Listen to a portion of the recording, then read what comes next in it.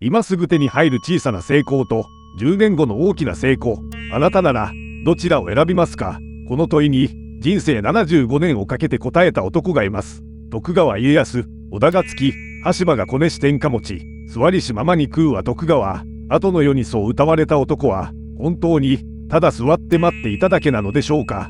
今日は待つという戦略の中身を解剖します。温故知新、歴史を今を生きる学びに変えてお届けします。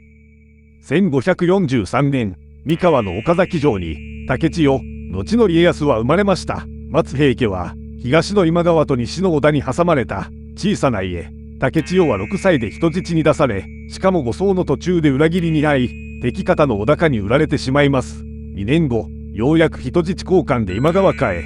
以後12年、駿河の駿府で人質として育ちました。しかし少年はこの歳月を無駄にしません。今川家の下で東大一流の学問と兵法を吸収したと伝わります。環境は選べない。それでもそこで何を学ぶかは選べる。家康の待つ力はここで育ちました。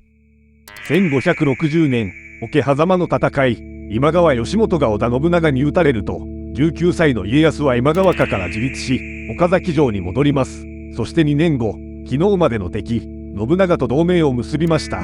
清須同盟です。驚くべきは、その後です。信長が本能寺に倒れるまでの20年間、家康はこの約束を一度も破りませんでした。同盟のために妻と長男を失う悲劇に見舞われても、です。裏切りが日常の戦国で、約束を破らない男という評判は、何よりの資産になっていきます。1572年の暮れ、最強と恐れられた武田信玄が、大軍で家康の両国に攻め込みます。浜松城にこもる家康の目の前を、武田軍はあえて素通り、挑発に乗って城を出た家康は、味方が原の大地で待ち構えていた武田軍に、完膚なきまでに叩きのめされました。多くの家臣を失い、命からがら城へ逃げ帰る、人生最大の敗北です。この時家康は、憔悴した自分の姿を絵師に描かせ、生涯、戒めとして手元に置いたと伝えられてきました。負けを隠さない、忘れない、失敗を教材に変える力です。ここで一度、立ち止まりましょう。若き家康から学べることは3つです。第一に、環境は選べなくても、学びは選べる。人質の12年は、勉強の12年でした。第二に、信用は複利で効く。破らない約束が、20年かけて巨大な資産になりました。第三に、負けは隠さず、教材にする。あなたは最近の失敗を、ちゃんと記録していますか？ 1582年、本能寺の変、同盟者、信長の死を、家康は堺の町で知ります。手元の家臣は、わずか30数名、明治の軍勢と、落ち武者を狙う者たちがうごめく中、家康は伊賀の険しい山道を3日で駆け抜け、九死に一生を得て三河へ生還しました。世に言う、伊賀越えです。しかし本当に注目すべきは、その直後、家康は息つく間もなく、主を失って空白地帯となった甲斐と信濃に兵を進め、一気に5カ国を領する大大名へと化けたのです。危機の最中にも、次の地図を見ていました。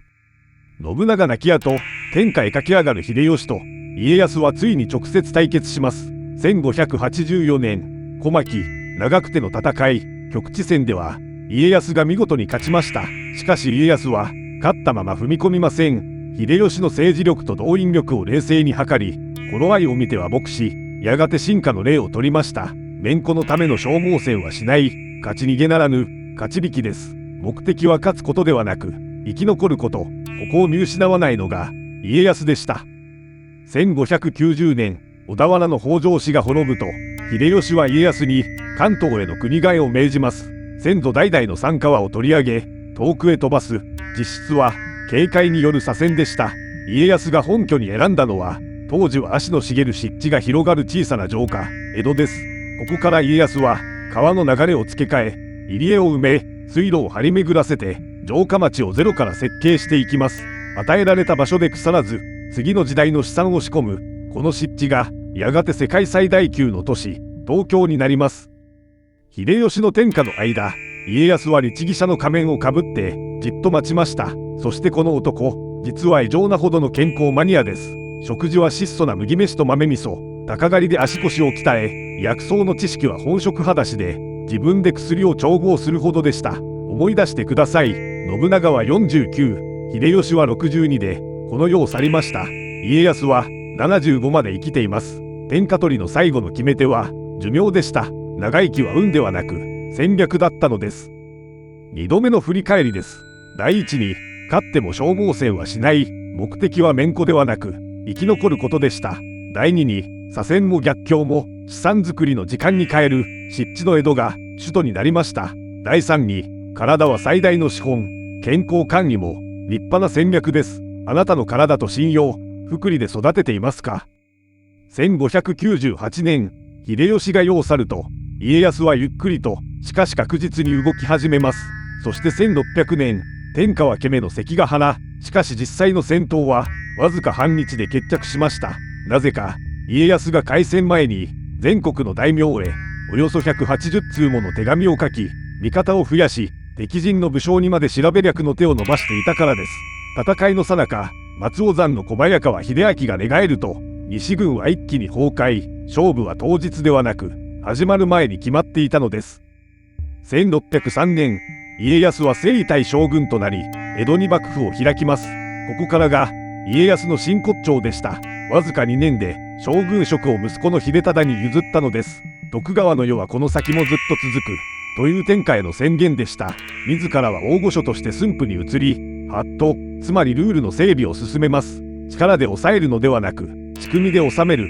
この設計図の上に戦のない時代が260年続きました。世界の歴史でも稀な長い平和です。しかし待つ男の最後の仕事は非常でした。1614年、家康は方広寺の鐘に刻まれた文字を口実に豊臣家を追い詰めます。大阪、冬の陣、そして夏の陣。翌年、大阪城は炎に包まれ、秀吉の子秀頼は自害しました。家康はかつての主家を自らの手で滅ぼしたのです。太平のために禍根を断ったのか、非常に過ぎたのか、評価は今も分かれています。その翌年、家康は75年の生涯を静かに閉じました。人の一生は重荷を負うて遠き道を行くがごとし、急ぐべからず。後に家康の遺訓として広まった言葉がその人生を物語っています。それでは総括です。家康の生涯から私たちは何を学べるでしょうか。第一に、待つとは何もしないことではない。学び、鍛え、仕込みながら時が来るのを待つことです。第二に、負けを記録する。人生最大の敗北を生涯の教材に変えました。第三に、逆境は資産作りの時間。人質の12年も左遷の江戸も次の時代の土台になりました。第四に、信用と健康は福利で効く最強の資本。最後に笑うのは才能のある人でも運のいい人でもなく、準備しながら待てる人。仕事でも勉強でも同じではないでしょうか。古きを訪ねて新しきを知る温故知新。歴史は今を生きる私たちのための最高の教科書です。次回は石田三成、関ヶ原に散った知略の人からなぜ正しさだけでは人はついてこないのかを学びます。チャンネル登録してお待ちください。